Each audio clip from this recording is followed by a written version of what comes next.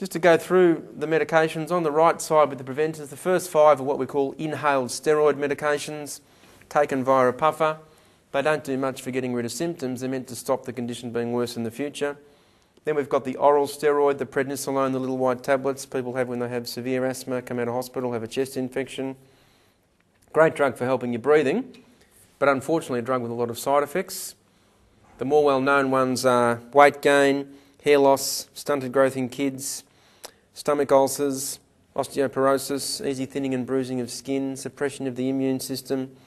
But despite all those nasty things, still the best drug when your asthma is severe. Then we've got the non-steroid anti-inflammatory preventers. On the reliever side, well, the policy on the relievers is we should take them as required.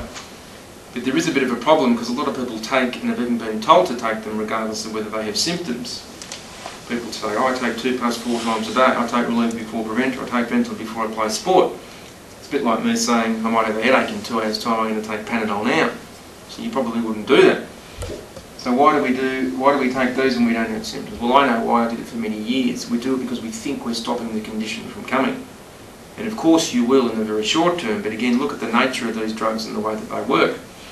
The adrenaline basis of them opens your airways, which is great. You've got to take them, that can save your life. But the downside is the adrenaline also increases the heart rate and makes us breathe more deeply, which is what we're saying is the initial problem in the first place. So what we've got to do to break that cycle is to correct the breathing. The first 5 there are the short-acting relievers that last for 3 or 4 hours. Atrovent and Spiriva, these are more for drying up mucus secretions, typically given to people with emphysema, bronchiectasis, chronic bronchitis. The nebulizer, the mask connected to the pump, delivering more concentrated amounts. Since 1994, we've seen the introduction of the long-acting relievers, specifically Ceravent, Forodol and Oxys. These ones will keep your airways open 8, 12, up to about 15 hours. They seem like a good idea. They were designed to help people sleep through the night. But because they keep our airways open so long and they're so strong, they cause a big increase in our breathing and our heart rate.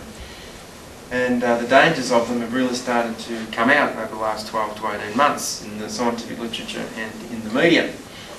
And that included an article in the Australian newspaper in November 2004, quoting a Dr. David Graham. He's with the FDA, Food and Drug Authority in the United States. He became well known earlier that year because he was the doctor primarily responsible for the withdrawal of the arthritis drug Vioxx off the market due to the safety concerns. Dr. David Graham is now trying to get Ceravent and Seretide, which contains Ceravent, taken off the market. The reason? Turns out in the original clinical trial of the drug done by the manufacturer GlaxoSmithKline, 13 people died from taking the Ceravent. And it's now known how dangerous it is to take in isolation. So what they're saying is anyone taking Ceravent must take it in combination with an inhaled steroid. And they're recommending their own one, of course, Flixitide. But because there's people out there who still don't want to take the inhaled steroids, they can't risk people taking Ceravent on its own. So what they've now done is push the 2 drugs together. That's what Seretide is. Seretide is a combination of Ceravent and Flixitide. And there's another long-acting reliever for which similar concerns exist, Oxys, made by AstraZeneca. So what they've now done is they've combined their Oxys with their inhaled steroid Pulmicort to make Symbicort. So if anyone's on one of these combination drugs, what we ask you to do is to talk to your doctor about getting them split back to the 2 components. Because it's very important initially to stay on the preventer part, but as you change your breathing with Buteyko, you'll very quickly be able to reduce the reliever part. And you can't do that when you're taking them in combination. If you can get them split the week you're doing the course, that's great. If not, any time in the 2 to 3 weeks afterwards is fine, and we can keep in contact with you on the telephone.